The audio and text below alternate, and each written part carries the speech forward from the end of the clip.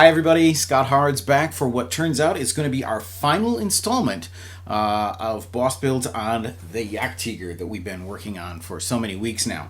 Now up through our last episode you saw that we finished the wash and we got all the recessed areas of the tank looking more weathered and realistic. And this week we've got two final steps that we're going to try to finish this thing off. We're going to do some dry brushing, which is another very fundamental finishing technique, and it's really easy. I'll show you how to do that. And another thing we're going to try is to use some pigments to do some additional weathering and kind of dusty up the tank a bit. Now, I haven't actually done that yet, and I'm kind of anxious to dive in and see how that goes. So I think we're going to start with that today. But I do want to mention that between episodes, I did do one thing I had mentioned previously on the way to finishing the tank, which is to spray the flat coat on the tank. This is the flat that I used. So you have to spray a flat coat if you want the tank to look realistic, because you may remember that after the last episode I had sprayed the clear to make the decals get sealed in place and protected, as well as to protect the base colors.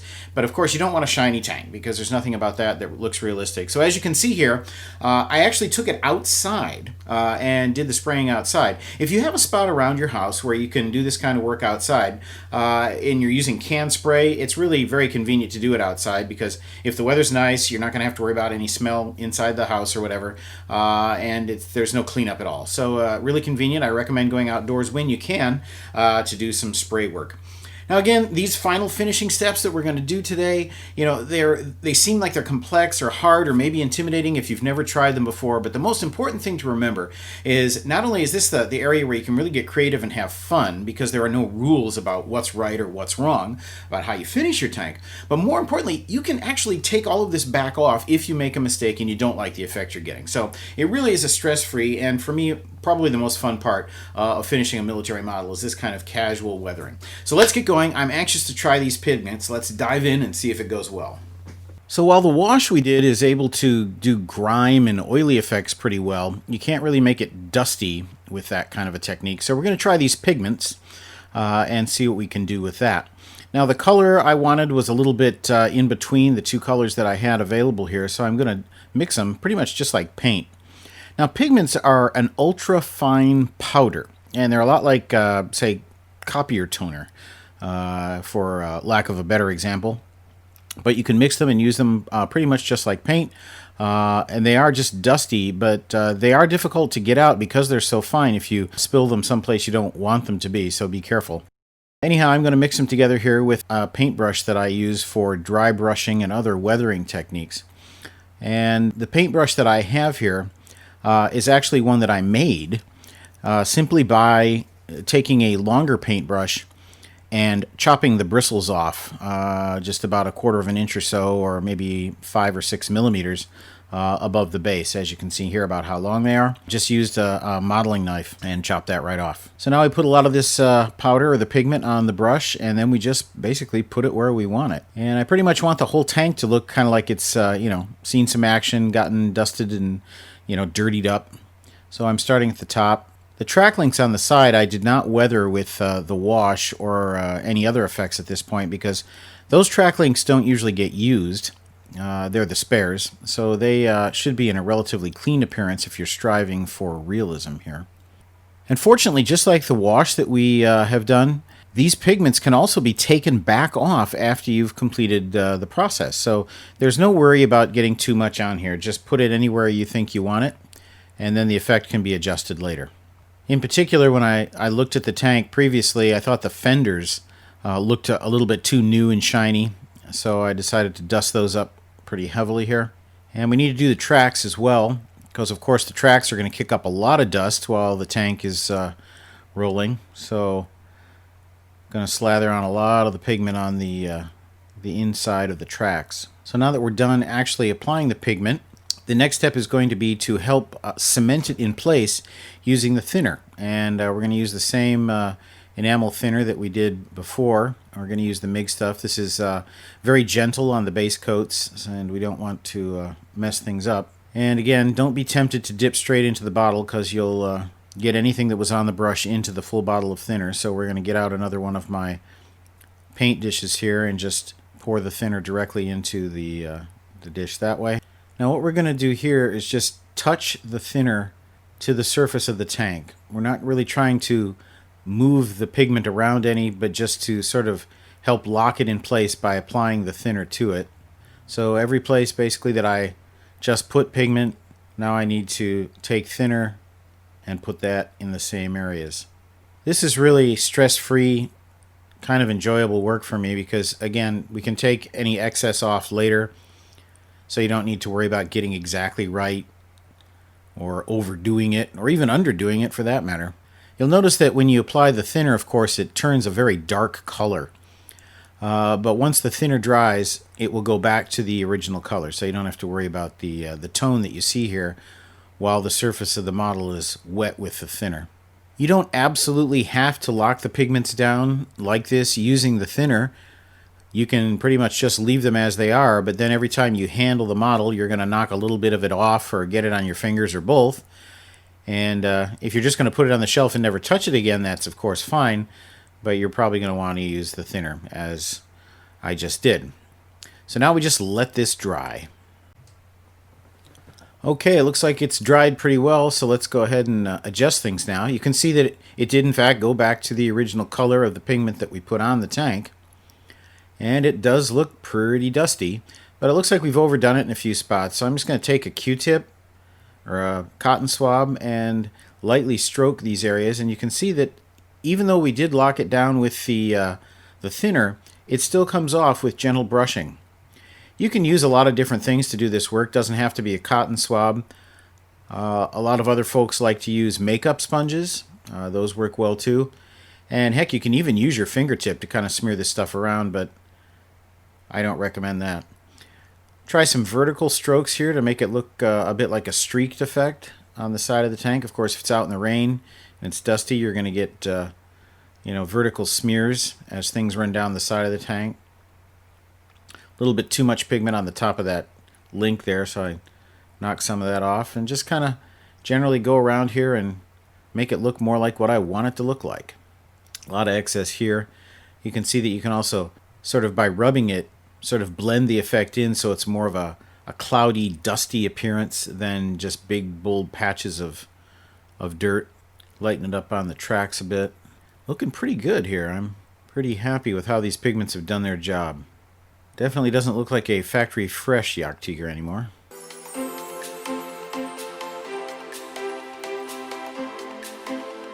Alright, let's do a quick comparison. Here's the side that I've got the pigments on, where it looks pretty dusty. And that's the side we haven't done yet. So as you can see, the colors appear a lot brighter and cleaner. We still see the grime from the wash there and all that, and that looks good. But it doesn't look like a tank that's seen much action. But that definitely looks like she's been out and about. So yeah, definitely happy with the effect that these pigments are doing. So off camera I did pigments on both sides of the tank and used the thinner, so you can see that it's very wet looking right now. But while I'm waiting for that to dry, I think I'll put on some pigments on the tracks as well. I'm just going to use the dark one for this because I don't want it to look so much dusty as kind of dirty. Like it picked up bits of the ground as the tank was going. So I'm just going to really apply a lot of the pigments to the visible parts of the tank's tracks here. And even as you can see, just putting it directly on like this, it already kind of looks like exactly what we'd like to see, which is nice dirty tracks. That's almost too dirty. But of course, again, we can adjust when we're done here. Now I'm not going to bother doing the bottom of the tracks because, well, you'd only see that if you actually picked up and handled the model, which I'm almost never going to do after it's done. So I'm just doing the front here, the areas where you're going to see when it's sitting in a normal position. And of course, we can't forget the back because there's smaller but also equally visible spots of the tracks from the back side of the vehicle as well. So I think that's enough for now. And as before, now we're going to try to help lock it in place here by using the thinner. And we'll just dab that right into position. It would be easier to see what I'm doing if I actually did it on camera. And now we're back. So just like on the other parts of the hull, we're just going to put the thinner over the pigment that we just applied. Try to help lock it into place here.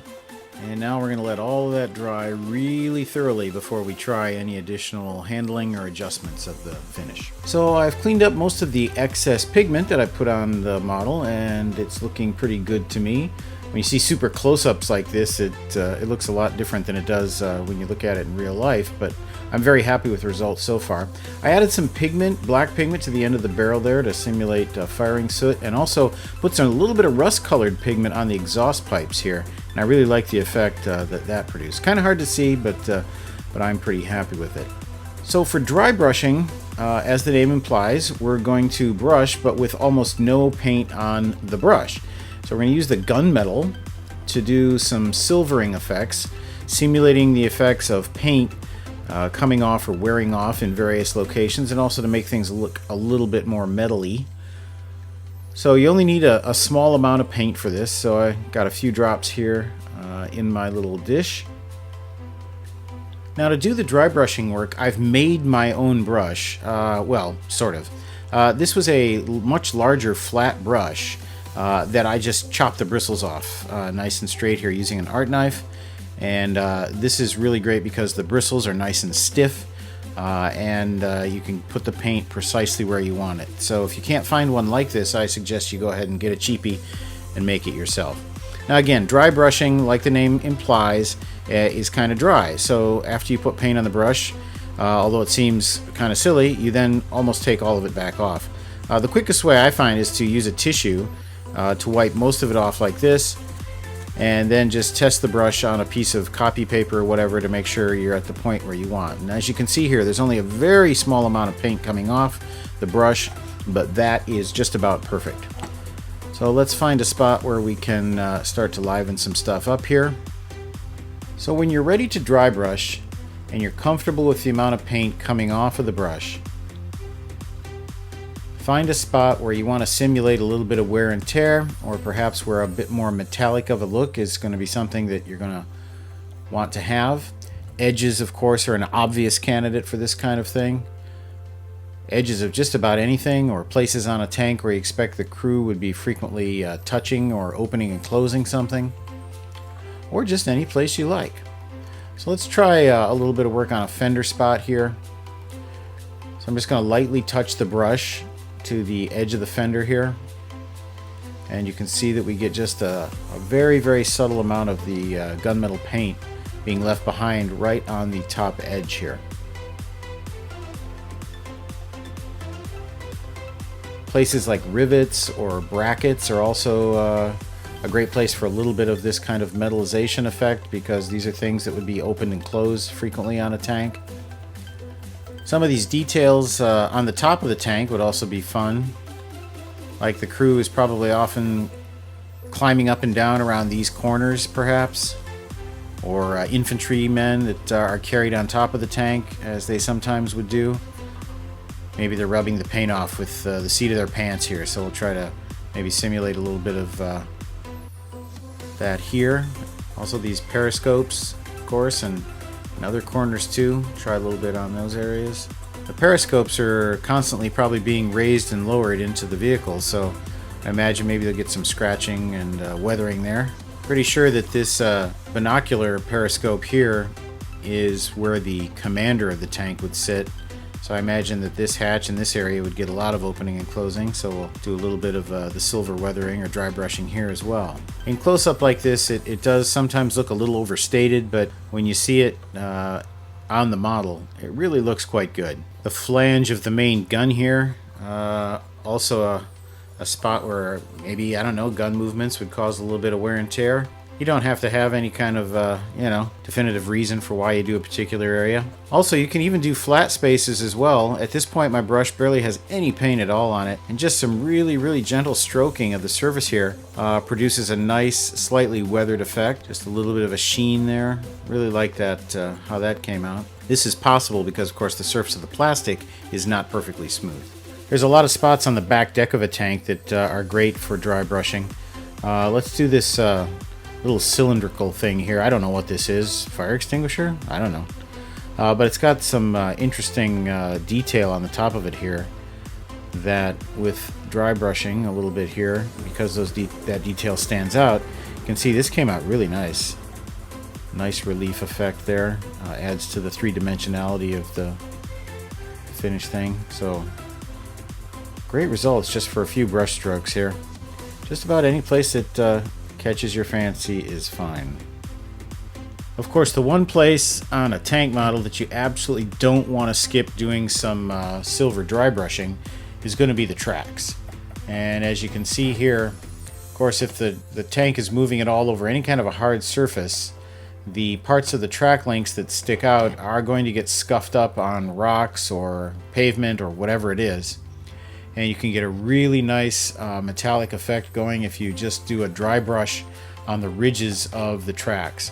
When combined with the pigments that I put on this thing earlier, as you can see there, you have like the silver effect on the raised portions and the sort of dirty, muddy effect on the lower portions, and it looks really, really nice.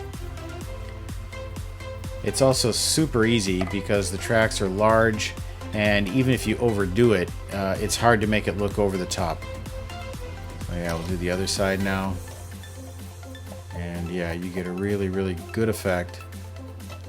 Now it looks like I'm almost painting the whole track here, but again, the brush is of course almost completely dry. So we're only getting a few flecks of paint on the actual model. Of course, you don't want to forget the visible portions of the tracks at the back of the kit as well. While more people are probably going to look at the front of your model than the back, since this is freely visible, doing some of that here as well. Now what I didn't do is the entire section of the tracks on the underside of the kit, because, you know, unless you're really, really OCD or a perfectionist, there's really not a lot of people who are going to pick up their model and marvel at the detail or the finish on the underside. In fact, you can get a glimpse there of the underside of the tank. You can see that I've basically done no weathering or camouflage painting of any kind. To be honest, I'm not sure whether the Germans actually did paint the bottoms of their tanks anyway, except for maybe primer or a base coat of color. The handles going into the crew compartment here, of course, people are going to have their hands all over them, so I'm simulating that the paint has come off there with a few strokes of the dry brush. And also just weathering it up a bit around the hinge areas and the corners of the crew doors here. Just any spot that grabs your fancy. So maybe crew are climbing up from the engine deck onto the top of the tank and scraping the paint here, so I did a little bit of work on that edge there. And then just some markings around random details on the top of the tank, just to kind of have fun. Now definitely don't forget the road wheels or the drive sprocket or any of the parts of the suspension here, because this is an area of a tank where you're going to have a lot of metal on metal, and of course any kind of paint or markings is going to come off pretty quickly and reduce it down to bare metal. So the main drive sprocket here, you want to do a little bit of silvering there perhaps, and on hubs, rivets, anything that you think is going to look good. As long as you don't overdo it. There are very few spots in this area of the tank where a little dry brushing isn't going to make things look better.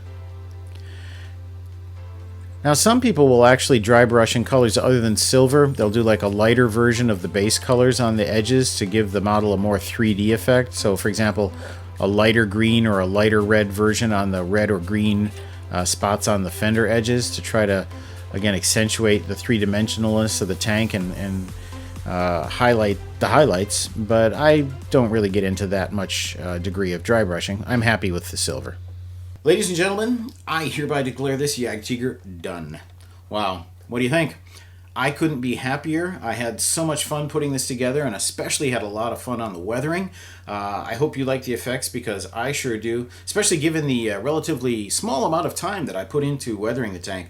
I think it really, really looks great. Of course, part of the reason for that is the kit itself. This Blitz by Takom Jagdtiger kit, very reasonably priced, but still an excellent kit with superb detail. A really, really good choice if you're looking for a relatively easy and economical kit to build. Now, of course, I'm declaring this thing done, but with weathering, the sky's the limit. We could keep going. There's all kinds of other things we could do.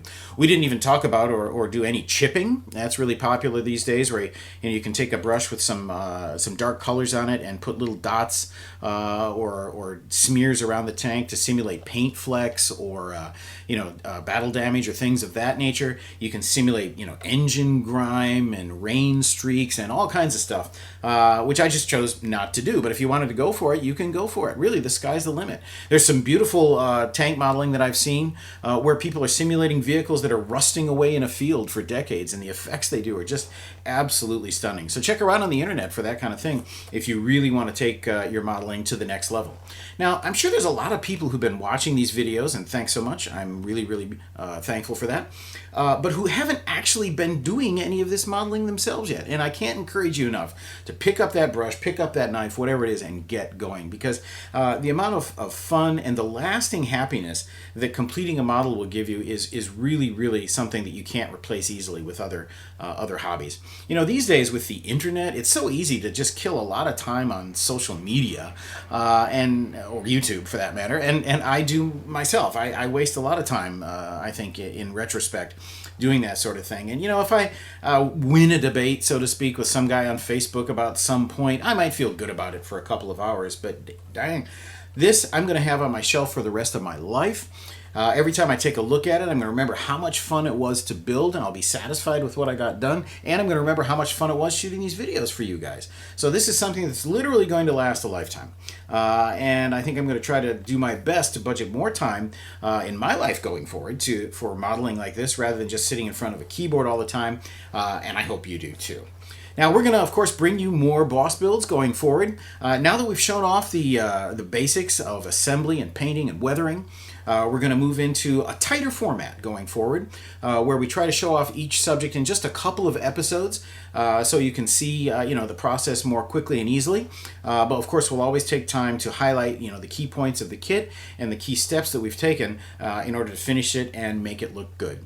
But that's going to take us a few weeks to get the material ready for that. So Boss Builds will be back probably sometime in a few weeks from now. But in the meantime, I encourage you to go out there, try this for yourself. And I think you'll also appreciate, too, if you haven't done it before, just how much fun scale modeling can be. But whatever you choose to do, make sure, number one, that you try something new and you have some fun. And until then, we'll see you on the next edition of Boss Builds. Thanks for watching.